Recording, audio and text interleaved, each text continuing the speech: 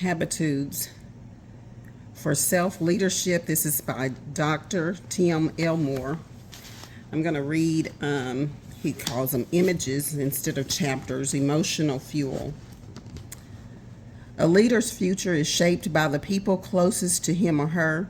A leader's personal network is his emotional fuel, his models, his heroes, his mentors, inner circle, and accountability partners.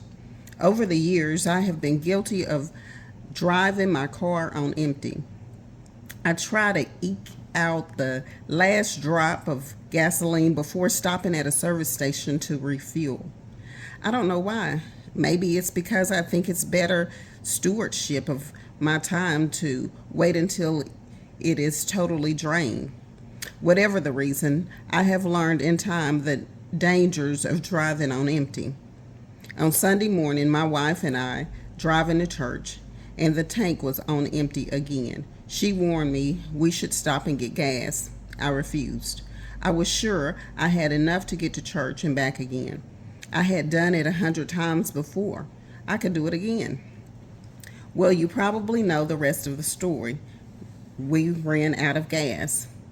Oh, I should say I ran out of gas. My wife did not want to be associated with this failure. I had to push the car quite a ways to get to the nearest exit and fill the tank. She was smiling when it was all over. I was not.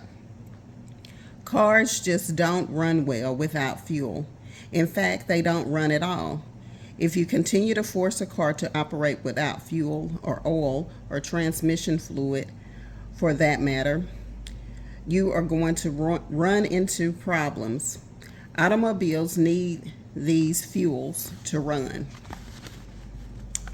Your fuel is all around you. In the same way, the leaders run on fuel as well. We need spiritual fuel and emotional fuel because leaders spend themselves more than the average person.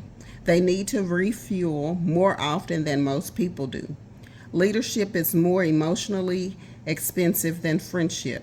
In this chapter, I want to talk about the emotional fuel that leaders require. A leader's personal network is his or her emotional fuel.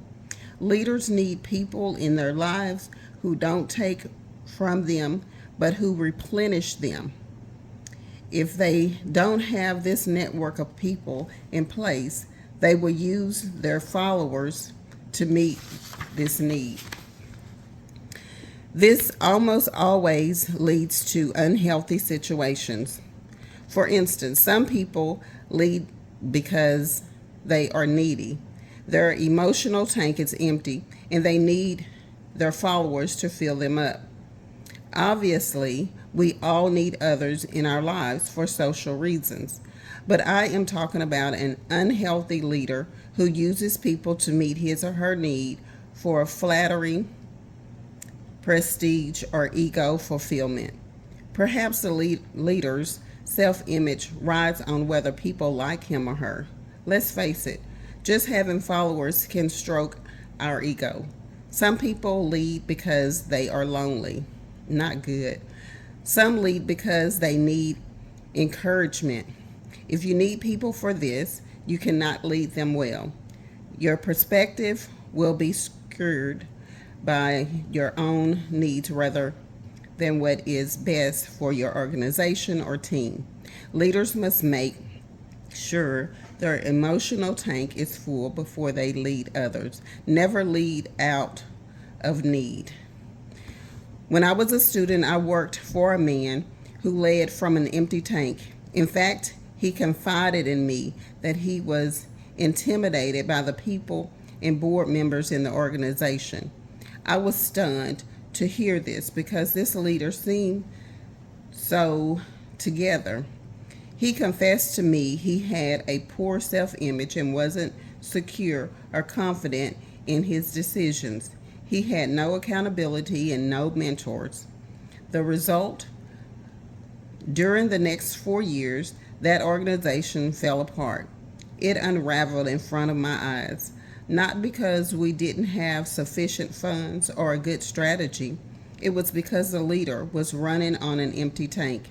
He became consumed by his own needs instead of looking out for the needs of the organization.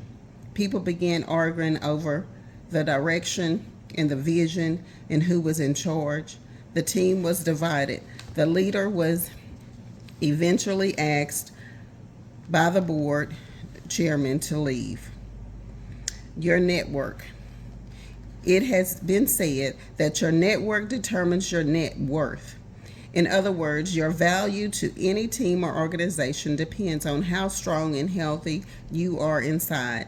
You need to run on all 8 cylinders, and your strength depends on your running on a full emotional tank. Our character and our relationship are closely linked.